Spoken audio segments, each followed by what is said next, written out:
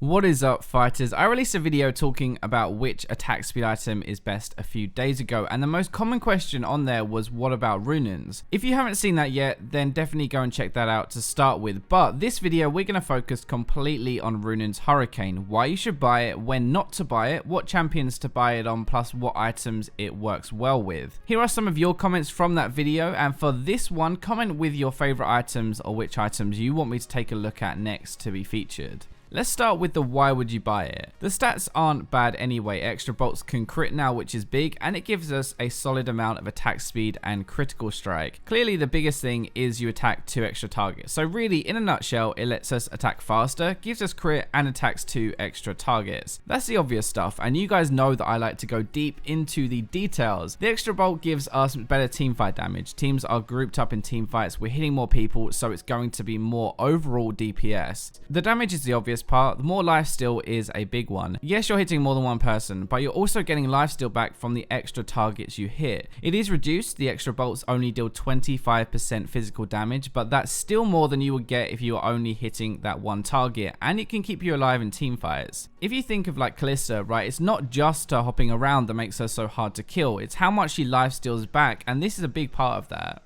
So that makes Runaan sound amazing, right? But it isn't actually for everyone. Normally, as an AD carry, we want to be killing the target we're focusing as quick as possible, and Shiv, Rapid Fire Cannon, or Phantom Dancer are all going to do that better. The biggest point here is we buy Runaans if we have an extra reason or some extra damage to apply onto those bolts. It reduces the physical damage part of the damage, but it doesn't reduce on-hit effects that are applied. That is what makes this amazing. Either an ability that applies on all of the bolts, or some on-hit damage that applies fully. So basically that is how you want to think about it. For single target DPS, the other attack speed items are better, but with Runaans we can get more lifesteal, AoE damage in team fights, plus use certain abilities and item effects. So we're going to go through basically every useful synergy with Runaans. Well, more practically, we're going to go through every single AD carry it could be worth buying on. So Ashe is first, and I might actually do a video on this on its own. I think she's super strong, mainly because of this. So yeah, her Q, her volley shots actually work with Runaans. That means you're actually going to fire those volley shots on all 3 targets. And yeah, it does do less damage, of course, but it still does an absolute ton. Remember as well, lifesteal applies fully with that volley damage, so you'll heal for an insane amount.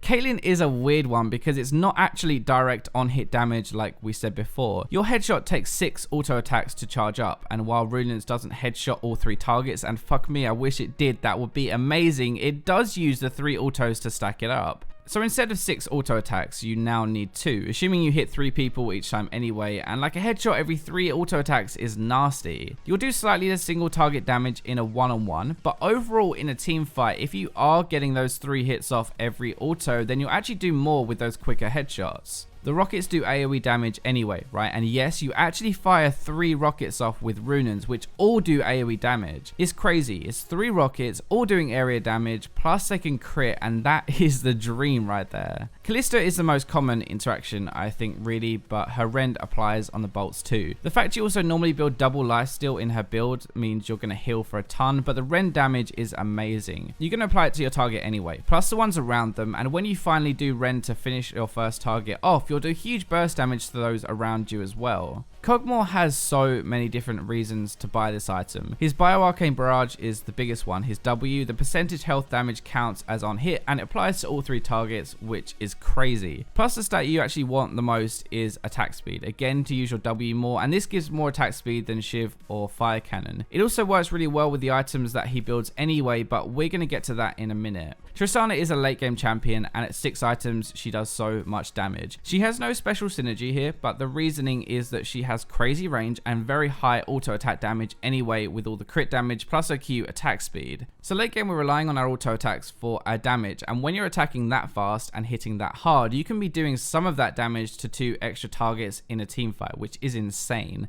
Twitch is another one that's pretty common already. Your poison will apply to all 3 targets, but more importantly, your ultimate is ridiculous with this as well. Your ultimate gives you increased range and more AD, which are both going to work with Runaans. The poison is going to add up to most of the damage on this, honestly. People underestimate it, and that will seriously add up over a fight, plus if you expunge them all too, that's just added damage. I don't really know if Varus counts as an AD or a mid laner anymore, but let's include him anyway. If you're going to play him like a normal AD carry rather than poke, then Runaan's is actually pretty nice. His blight stacks actually apply on Runaan's, and since his E and Q that proc it are both AoE spells, you can proc the percentage damage on multiple targets at once. Those are really the ADs where Runaan's would be better, and sorry boys, but no, Vayne's W and Draven Axes do not work with Runaan's. But let's quickly go on to items. Blade of the Ruined King is honestly the most common and the best one. Blade does 6% of the target's current health as on hit damage. That applies to your basic auto and both of the Runaan's bolts, and that is a ton of damage. This is the example that I use to start to show people why Runaan's can be OP.